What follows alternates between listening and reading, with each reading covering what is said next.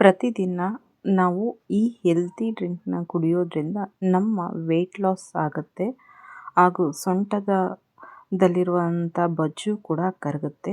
ಅದು ಹೇಗೆ ಅಂತ ಬನ್ನಿ ವಿಡಿಯೋ ನೋಡೋಣ. ಎಲ್ಲರಿಗೂ ನಮಸ್ಕಾರ. ನೀವೆಲ್ಲ ಹೇಗಿದ್ದೀರಾ? ಎಲ್ಲರಿಗೂ ಸಮೃದ್ಧಿ ಕುಟುಂಬ ಲಾಗಿಗೆ ಎಲ್ಲರಿಗೂ ಸ್ವಾಗತ. ನೀವೆಲ್ಲ ಚೆನ್ನಾಗಿದ್ದೀರಾ ಅನ್ನೋದು ನನ್ನ ಭಾವನೆ. ನಾವೆಲ್ಲರೂ ಕೂಡ ಚೆನ್ನಾಗಿದ್ದೀವಿ. ವಿಡಿಯೋ ಸ್ಟಾರ್ಟ್ ಮಾಡೋಕ್ಕಿಂತ ಮುಂಚೆ ಯಾರೆಲ್ಲ ಈ ವಿಡಿಯೋ ನೋಡ್ತಾ ಇದ್ದೀರಾ ಪೂರ್ತಿ ವಿಡಿಯೋ ನೋಡಿ, ಲೈಕ್ ಮಾಡಿ, ಶೇರ್ ಮಾಡಿ, ಸಬ್ಸ್ಕ್ರೈಬ್ ಆಗಿ, ಹಾಗೆ ನಿಮ್ಮ ಫ್ರೆಂಡ್ಸ್ಗಳ ಜೊತೆ, ನಿಮ್ಮ ಫ್ಯಾಮಿಲಿ ಜೊತೆ ಕೂಡ ಈ ಒಂದು ವಿಡಿಯೋನ ಶೇರ್ ಮಾಡ್ಕೊಳ್ಳಿ. ಈ ಒಂದು ವಿಡಿಯೋದಲ್ಲಿ ನಾನು ವೆಯ್ಟ್ ಲಾಸ್ ಆಗೋದ್ರ ಬಗ್ಗೆ ವಿಡಿಯೋ ಮಾಡ್ತಾಯಿದ್ದೀನಿ. ವೆಯ್ಟ್ ಲಾಸ್ ನಾವು ಎಷ್ಟು ಬೇಗ ಆಗುತ್ತೆ ಅಷ್ಟು ಬೇಗ ಕೂಡ ವೆಯ್ಟ್ ಲಾಸ್ ಮಾಡ್ಕೋಬೋದು. ಅದು ಹೇಗೆ ಅಂತ ನಿಮಗೆ ತಿಳಿಸ್ಕೊಡ್ತೀನಿ. ಅದಕ್ಕಿಂತ ಮುಂಚೆ ನಾವು ವೆಯ್ಟ್ ಲಾಸ್ ಆಗೋಕ್ಕಿಂತ ನಮ್ಮ ಮೈಂಡಲ್ಲಿ ನಾವು ವೆಯ್ಟ್ ಲಾಸ್ ಮಾಡ್ಕೋಬೇಕು ಅಂತ ಬರ್ತಿದ್ದಂಗೆ ಓಕೆ, ನಾವು ವೆಯ್ಟ್ ಲಾಸ್ ಆಗಬೇಕು ಅಂದರೆ ನಾವು ಏನೇನು ಮಾಡಬೇಕು ಅನ್ನೋದನ್ನು ನಾವು ಥಿಂಕ್ ಮಾಡಬೇಕು. ಫಸ್ಟು ನಾವು ಹೊಟ್ಟೆ ಹಸಿವು ಅಂತ ಅನಿಸ್ತಿದ್ದಾಗ ಆ ಹಸಿವನ್ನ ಸ್ವಲ್ಪ ಕಂಟ್ರೋಲ್ ಮಾಡ್ಕೊಳ್ಳೋದಕ್ಕೆ ಏನು ಮಾಡಬೇಕು ಅದನ್ನು ತಿಳ್ಕೋಬೇಕು. ಮತ್ತು ಕೆಲವೊಂದು ಸಲ ಹೊಟ್ಟೆ ಹಸಿವು ಅಂತಿದ ತಕ್ಷಣ ನಾವು ಊಟನೇ ಮಾಡ್ತೀವಿ, ಆದರೆ ನೀರಿಗೂ ಕೂಡ ಹೊಟ್ಟೆ ಹಸಿವು ಅಂತ ಆ ಥರ ಅನಿಸಿರುತ್ತೆ. ನೀರು ಕೂಡ ಕುಡಿಯೋದು ನೋಡಿ, ಹೊಟ್ಟೆ ಹಸಿವಾಗೋದನ್ನು ಕಂಟ್ರೋಲ್ ಮಾಡ್ಕೊಳ್ಳೋದು ಸ್ವಲ್ಪ ಕಷ್ಟನೇ. ಅದಕ್ಕೆ ನೀವೇನು ಮಾಡಬೇಕು ಅಂತಂದರೆ ಈ ಥರ ಹೆಲ್ತಿ ಡ್ರಿಂಕ್ಸ್ನ ಕುಡಿತಾ ಬರಬೇಕು. ಹೆಲ್ತಿ ಡ್ರಿಂಕ್ಸ್ನ ಕುಡಿಯೋದ್ರಿಂದ ನಿಮ್ಮ ಹಸಿವು ಕೂಡ ಕಮ್ಮಿ ಆಗ್ತಾ ಬರುತ್ತೆ. ಮತ್ತು ನಿಮಗೆ ಹೆಲ್ತಿ ಆಗಿರೋವಂಥದ್ದು ಮಾತ್ರ ನೀವು ತಿನ್ನೋದಕ್ಕೆ ಇದು ಮಾಡ್ಕೊಳ್ಳಿ.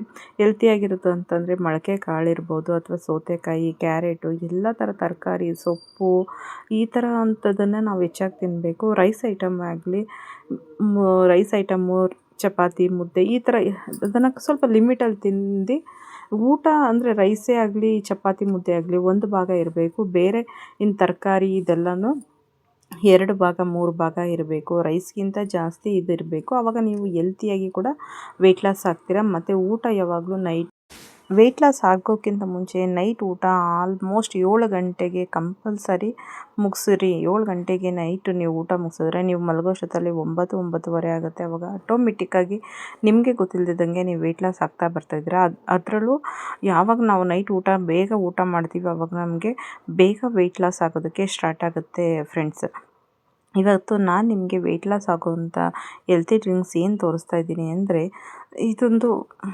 ಇದು ನಿಮ್ಮ ಮನೆಯಲ್ಲೇ ಸಿಗುವಂಥ ಒಂದು ಪದಾರ್ಥದಿಂದ ನಿಮಗೆ ಹೆಲ್ತಿ ಡ್ರಿಂಕ್ಸ್ನ ರೆಡಿ ಮಾಡಿಕೊಡ್ತಾ ಇದ್ದೀನಿ. ಬನ್ನಿ, 2 ಗ್ಲಾಸು ನೀರಿಗೆ ನಾನು 1 ಸ್ಪೂನ್ ಚಕ್ಕೆ ಹಾಕ್ತಾಯಿದ್ದೀನಿ. ನೋಡಿ ಇದು ಯಾವ ಥರ ಕಲರ್ ಶೇಡ್ ಆಗುತ್ತೆ ಅಂತ. ಇದನ್ನು ನೀವು ದಿನದಲ್ಲಿ 2 ಟೈಮ್ ಕುಡಿತಾ ಬನ್ನಿ. ನಿಮ್ಮ ಸೊಂಟದಲ್ಲಿರುವ ಬೊಜ್ಜು ಆಟೋಮೆಟಿಕ್ಕಾಗಿ ಕರಗ್ತಾ ಬರುತ್ತೆ. ಇದು ಸಿರಮಿನ್ ವಾಟರ್ ಕೂಡ ಆಗಿರುತ್ತೆ, ಆದರೆ ಇದು ಜಾಸ್ತಿ ಉಪಯೋಗಿಸೋದ್ರಿಂದ ನಮಗೆ ಓವರ್ ಹೀಟ್ ಕೂಡ ಆಗುತ್ತೆ. ಇದು ಆಯುರ್ವೇದದ ಪ್ರಕಾರ ಇದನ್ನು ಜಾಸ್ತಿ ಉಪಯೋಗಿಸ್ಬೇಡಿ ಅಂತಲೂ ಕೂಡ ಹೇಳ್ತಾರೆ. ಈ ಒಂದು ಚಕ್ಕೆನ ನಾವು ಒಂದು ದಿನದಲ್ಲಿ 1-2 ಗ್ರಾಮಷ್ಟು ಉಪಯೋಗಿಸ್ಬೋದು. ಅದಕ್ಕಿಂತ ಜಾಸ್ತಿ ಕೂಡ ಉಪಯೋಗಿಸೋ ಹಾಗಿಲ್ಲ, ಯಾಕಂದರೆ ಓವರ್ ಹೀಟ್ ಆಗುತ್ತೆ. ಮತ್ತು ಈ ಒಂದು ಬಿಸಿಲಿಗೆ ಜಾಸ್ತಿ ನಮಗೆ ಇದು ಕೂಡ ಆಗುತ್ತೆ, ಅಂದರೆ ಉಷ್ಣಾಂಶ ಕೂಡ ಜಾಸ್ತಿ ಆಗುತ್ತೆ. ನೋಡಿ ಆಟೋಮೆಟಿಕ್ಕಾಗಿ ಇದು ಕಲರ್ ಕೂಡ ಶೇಡ್ ಆಗ್ತಾ ಇದೆ. ಇದನ್ನು 1-2 ಗ್ರಾಮ್ ಇದನ್ನು ನೀವು ಪೌಡ್ರ್ ಮಾಡ್ಕೊಂಡು ಬೇಕಾದರೆ ಉಪಯೋಗಿಸ್ಬೋದು, ಇಲ್ಲಾಂದರೆ 1-2 ಗ್ರಾಮ್ ಅಷ್ಟೇ ಉಪಯೋಗಿಸ್ಬೇಕು. ಇದನ್ನು ನೀವು ಜೇನುತುಪ್ಪದ ಜೊತೆಯಲ್ಲೂ ಕೂಡ ತೊಗೊಬೋದು. ಅಂದರೆ ಜೇನುತುಪ್ಪ ತುಂಬ ಬಿಸಿ ನೀರಿಗೆ ಜೇನುತುಪ್ಪ ಹಾಕೋಕ್ಕೆ ಹೋಗಬೇಡಿ. ಬೆಚ್ಚಗಿರುವಂಥ ನೀರಿಗೆ ಜೇನುತುಪ್ಪ ಹಾಕ್ಕೊಂಡು ಬೇಕಾದ್ರೆ ನೀವು ತೊಗೊಬೋದು. ಇಲ್ಲ ನಿಂಬೆಹಣ್ಣು ಬೇಕಾದರೆ ಹಿಂಡ್ಕೊಂಡು ತೊಗೋಬೋದು. ಏನು ಬೇಡ ನಾವು ಹಾಗೆ ಕುಡಿತೀವಿ ಅಂದರೆ ಹಾಗೆ ಕೂಡ ಕುಡಿಬೋದು. ಅಂದರೆ ಇದನ್ನು 1-2 ಗ್ರಾಮ್ ಅಷ್ಟೇ ಮಾಡ್ಕೊಬೇಕು. ಚಕ್ಕೆ ಪೌಡ್ರು ಬೇಕಾದ್ರೆ ಮಾಡ್ಕೊಂಡು ಕುಡಿಬೋದು. ಇಲ್ಲಾಂದರೆ ಚಕ್ಕೆ ಬೇಕಾದ್ರೆ ಹಾಕ್ಕೊಂಡು ನೀರಲ್ಲಿ ಕುದಿಸ್ಬಿಟ್ಟು ಈ ಥರ ಕುಡಿಬೋದು. ಆದರೆ ತುಂಬ ಚೆನ್ನಾಗಿರುತ್ತೆ ಕುಡಿಯೋದಕ್ಕೆ. ನಾನು ಕೂಡ ಕುಡಿದಿದ್ದೀನಿ, ತುಂಬ ಚೆನ್ನಾಗಿರುತ್ತೆ. ಬೇಕಾದ್ರೆ ನಿಮ್ಮ ಜೊತೆ ಇವಾಗ ಶೇರ್ ಮಾಡ್ಕೊತೀನಿ ನೋಡಿ. ಈ ಒಂದು ಚಕ್ಕೆ ನೀರನ್ನು ಪ್ರತಿದಿನ ನೀವು ಸೇವಿಸ್ತಾ ಬನ್ನಿ. ದಿನದಲ್ಲಿ 2 ಬಾರಿ ಸೇವಿಸ್ತಾ ಬನ್ನಿ. ನಿಮಗೆ ಗೊತ್ತಿಲ್ಲದೆ ಇರೋವಂಥ ಒಂದು ಮಿರಾಕಲ್ ನಡೀತಾ ಬರುತ್ತೆ. ಅದರಲ್ಲೂ ಸ್ಪೆಷಲ್ಲಾಗಿ ಸೊಂಟದ ಸುತ್ತಲಿನ ಬೊಜ್ಜು ಕರಗ್ತಾ ಬರುತ್ತೆ. ಇದನ್ನು ನಾವು ಹೇಳೋದಕ್ಕಿಂತ ನೀವು ಟ್ರೈ ಮಾಡಿದ್ರೆ ಮನೇಲಿ ನಿಮಗೆ ಅದರಲ್ಲೇ ಒಂದು ಒಳ್ಳೆ ರಿಸಲ್ಟ್ ಬರುತ್ತೆ. ಕಾಲಕ್ರಮೇಣ ನೀವು ಏನು ಉಪಯೋಗಿಸ್ತಾ ಇರಬೇಕು. ಯಾವುದೇ ಆದರೂ 1 ದಿನ ಉಪಯೋಗಿಸಿ 2 ದಿನ ಉಪಯೋಗಿಸಿ ರಿಸಲ್ಟ್ ಬರಲಿಲ್ಲ ಅಂತ ಅಂದರೆ ಬಿಡಬಾರ್ದು. ಪ್ರತಿದಿನ ನಾವು ಉಪಯೋಗಿಸ್ತಾ ಇರಬೇಕು, ಆಗಷ್ಟೇ ರಿಸಲ್ಟ್ ಬರೋದಕ್ಕೆ ಸಾಧ್ಯ.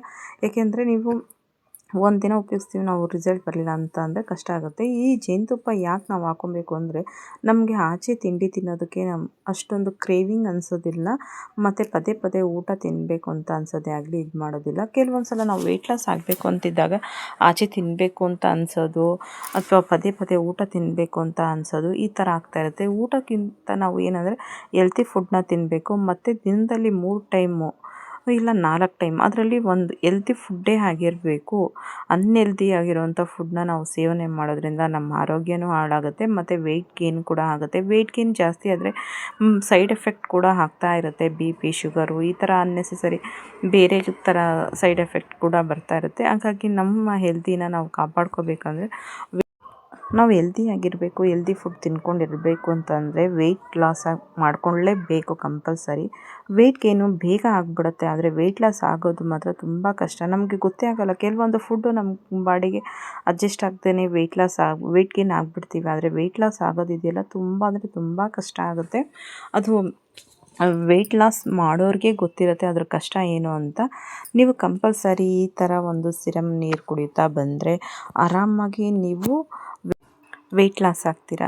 ಈ ವಿಡಿಯೋ ನಿಮಗೆಲ್ಲ ಇಷ್ಟ ಆಗಿದರೆ ಲೈಕ್ ಮಾಡಿ, ಶೇರ್ ಮಾಡಿ, ಸಬ್ಸ್ಕ್ರೈಬ್ ಆಗಿ, ಹಾಗೆ ನಿಮ್ಮ ಫ್ರೆಂಡ್ಸ್ಗಳ ಜೊತೆನೂ ಶೇರ್ ಮಾಡ್ಕೊಳ್ಳಿ ಫ್ರೆಂಡ್ಸ್. Thank you friends. ಇನ್ನಷ್ಟು ಈ ಥರ ವಿಡಿಯೋಗಳಿಗೆ ಲೈಕ್ ಮಾಡಿ ಫ್ರೆಂಡ್ಸ್. ಹೇಗಿದೆ ವಿಡಿಯೋ ಅಂತ ಕಮೆಂಟ್ ಮಾಡಿ ತಿಳಿಸಿ.